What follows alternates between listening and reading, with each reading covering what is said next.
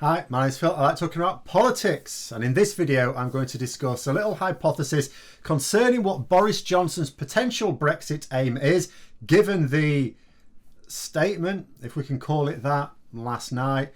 It's pure speculation, but it is not without firm foundations for what his medium-term or even long-term Brexit aim may be, given that getting a deal this year doesn't seem to be his plan.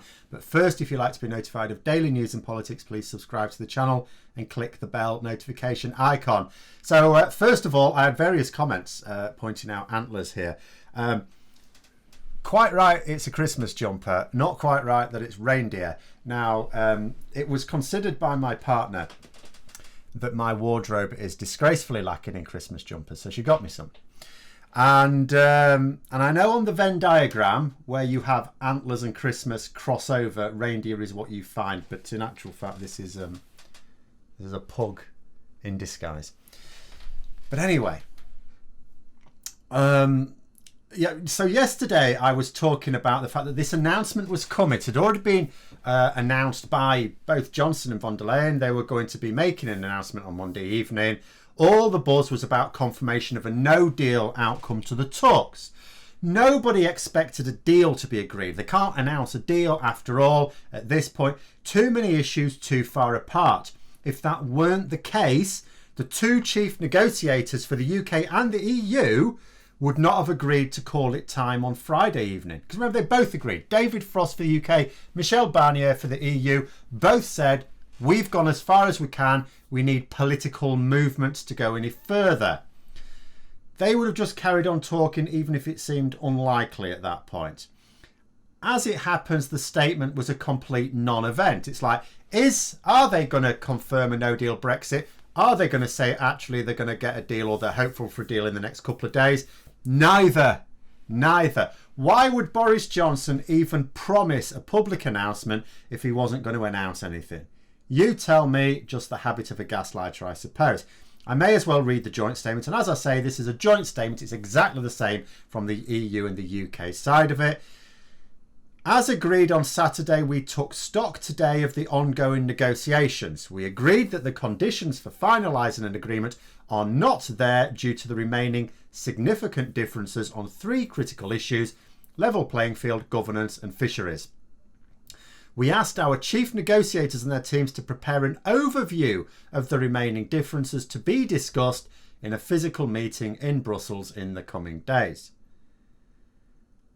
And I'm sure they've already got overviews. They're getting constant updates, aren't they? I mean, what do you make of that?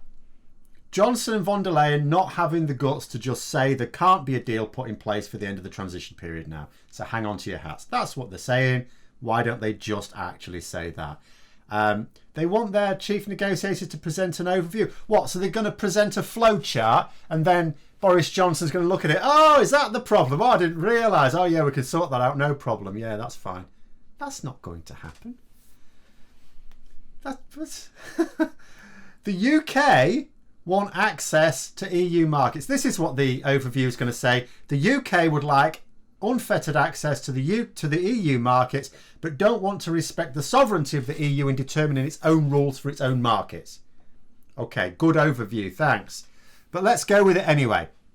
So, we'll say that a deal is not now going to be agreed. I'll be honest, I don't see how Johnson, even if he changes his mind tonight, has the political room to manoeuvre towards getting one now anyway.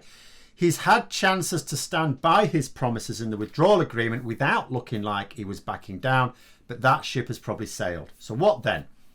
A Brexiteer on the channel tried to say on a video yesterday that, well, you said we were definitely going to get a deal. Don't you feel silly? No, I never said that. All year I've talked about Brexit on a regular basis, and all year I have said I do not know whether or not we will get a deal. For most of the year, I didn't even know if Boris Johnson wanted a deal. Sometimes one seemed more likely, sometimes the other. I am now completely satisfied that he does want a deal. I'm almost completely satisfied that he thought he would get it by playing hardball and the EU backing down. But does that mean it's it for the deal? Not necessarily. We're not going to get one in time to prevent a lot of damage, but a lot of damage is coming in even if we had a deal. See, People that live their lives as Johnson does, who get through things with bluff and lies, are essentially risk takers. There is a reason why we call people like Boris Johnson chancers. When you take a chance, there's a chance you will fail. Some people in life will take a big risk, fail, but suffer terrible consequences. So they may well then end up becoming risk averse. Some people take a risk and it pays off. So they're therefore encouraged to take further risks. Now I have to say, on a personal level, I've been bitten good and hard on the arse by taking risks in the past. I have taken risks that have failed spectacularly, which has certainly made me less reckless. But I still chance my arm now and then. I wouldn't say I was risk averse. This channel is an example of the fact that I still take risks, for example. But for a very small number of people, they keep taking chances and keep succeeding. It's a small proportion of the attempted chances, but the laws of probability say it will work for some. And this gives them lots of positive reinforcement to take more chances. In fact, it almost gives them a mindset where they're compelled to take large chances for potentially not even that much of a payout. They'll take a large chance for a small reward, because why wouldn't they when they never suffer from taking chances?